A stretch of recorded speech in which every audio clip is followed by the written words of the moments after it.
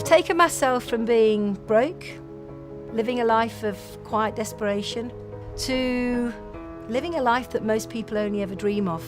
And I think one of the most important factors of that journey is every step of the way I had a goal. In the early days on that journey, my goal was very simple. It was what I call a need goal. We need to achieve something that takes the pressure off, enable me to give the kids a few nice things and give me breathing space.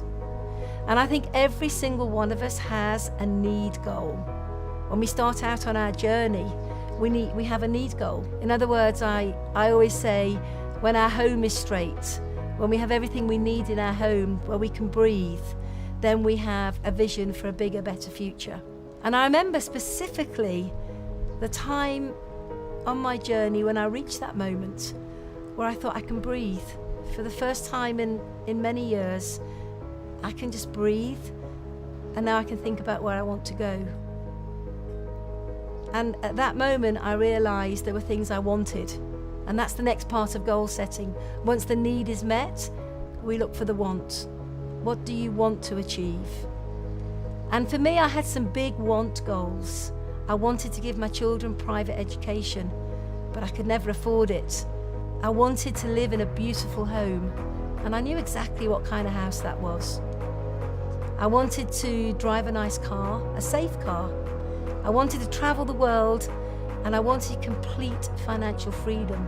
Those want goals had to take a form that became visual.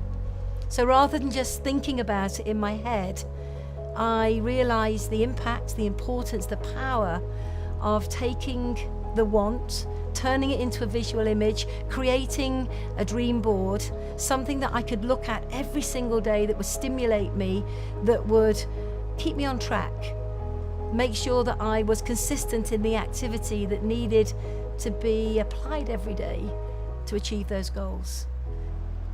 But a large part of that journey and who I am today has been my ability to become an effective goal setter.